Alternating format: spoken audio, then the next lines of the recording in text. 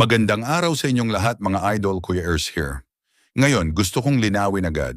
Ang pag-uusapan natin ay hindi para magpalaki ng issue, kundi para ipakita kung paano dapat humarap sa ganitong klaseng sitwasyon.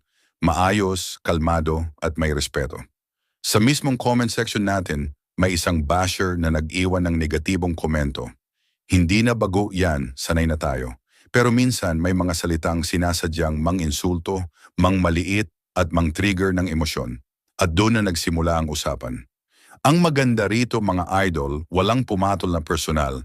Hindi si Krista, hindi si Mikoy, at lalong hindi tayo. Ang kusang kumilos ay ang Mikris supporters mismo. Walang utos, walang plano, natural na reaksyon ng mga taong sawang-sawa na sa walang basehang paninira. Dito pa lang makikita mo na ang lakas ng komunidad. Kapag ang intensyon ng isang tao ay manira, kusang lumilitaw ang mga taong handang magpaliwanag, magtama at magdepensa, hindi para makipag-away, kundi para ituwid ang maling pananaw. Importante itong punto na, to mga idol, ang Mikris ay hindi lang basta pangalan o tandem. Isa na itong pamilya. At sa bawat pamilya, may mga pagkakataong may gustong manggulo.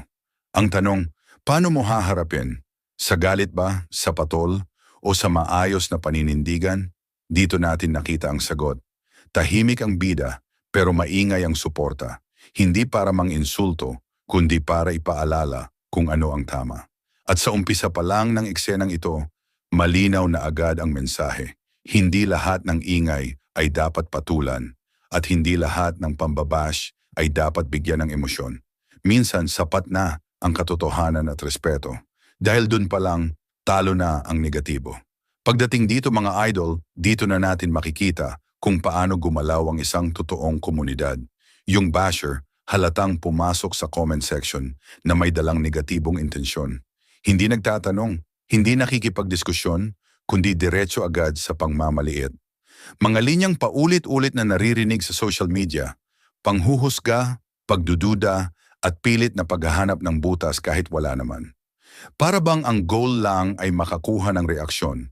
Pero ang naging eksena, kabaligtaran ng inaasahan niya. Isa-isang pumasok ang Mikris supporters, mahinahon, malinaw magsalita, at may punto. May nagpaalala ng totoong nangyari, may nagbigay ng konteksto, may nagsabi ng simple pero tumatamang linya. Kung wala kang magandang sasabihin, mas mabuting manahimik. Walang mura, walang personalan, dito mo mararamdaman na hindi ito basta emosyonal na fandom. Ito ay komunidad na marunong mag-isip. Habang tumatagal ang palitan ng komento, mas lalong nagiging malinaw kung sino ang may laman at sino ang puro ingay. Yung basher, paulit-ulit lang ang sinasabi. Samantalang ang Mikris supporters, bawat sagot may direksyon. Hindi nila pinagtanggol ang Mikris dahil lang idol nila, pinagtanggol nila ito dahil alam nila ang katotohanan. At kapag ang depensa ay galing sa katotohanan, hindi mo kailangang lakasan ang boses. Unti-unti mga idol, napansin ng ibang nagbabasa kung ano talaga ang nangyayari. Yung basher, imbes na makakuha ng simpatya, mas lalo pang nailantad ang intensyon niya. At doon na natin masasabi na ang nangyaring kahihiyan ay hindi dahil inapi siya, kundi dahil mismong ang sarili niyang mga salita ang bumalik sa kanya. Tahimik pero malinaw. Walang panalo sa paninira, pero may panalo sa maayos na paninindigan. At dito ko gustong bigyang diin, hindi ipinahiya ng Mikris supporters ang basher, hinayaan lang nilang magsalita ang katotohanan. At minsan sapat na yon para makita ng lahat kung sino talaga ang tama. Habang mainit ang usapan sa comment section mga idol, isang bagay ang hindi mo makikita. Walang pahayag si Krista, walang patutsada, walang kahit anong emosyonal na sagot. At para sa iba, baka isipin nila mahina yon. Pero para sa mga nakakaintindi, iyon ang pinakamalakas na posisyon. Dahil ang taong sigurado sa sarili, hindi kailangang sumigaw para marinig. Sa katahimikan ni Krista, mas lalo niyang ipinakita ang maturity at respeto, hindi lang sa sarili niya, kundi pati sa mga taong patuloy na sumusuporta sa kanya. At dito na rin pumapasok ang tanong ng marami. Ipaglalaban ba ni Mikoy si Krista? Mga idol, minsan hindi kailangang i-post o ipahayag ang lahat. May mga laban na mas epektibo kapag hindi ginagawang eksena. Ang presensya, ang consistency, at ang malinaw na paninindigan, iyon ang tunay na depensa. At makikita mo yan sa kung paano nananatiling kalmado ang buong Mikris. Walang gulo, walang palakasan ng ego. Ang pinairal ay dignidad. Mas lalo tuloy lumakas ang respeto ng mga tao kay Krista. Kasi sa mundo ng social media kung saan mabilis uminit ang ulo ng marami, bihira ang marunong manahimik at magpahinga sa katotohanan. At habang tahimik siya, ang komunidad ang nagsalita para sa kanya. Hindi para gumawa ng gulo, kundi para ipaalala kung bakit karapat-dapat siyang igalang. Doon mo makikita na ang tunay na lakas ay hindi laging nakikita, minsan nararamdaman lang. Sa huli mga idol, ito ang malinaw na mensahe ng nangyari. Hindi mo kailangang bumaba sa antas ng negatibo para manalo. Ang respeto, kusa itong bumabalik sa taong marunong mag-ingat ng salita at asal.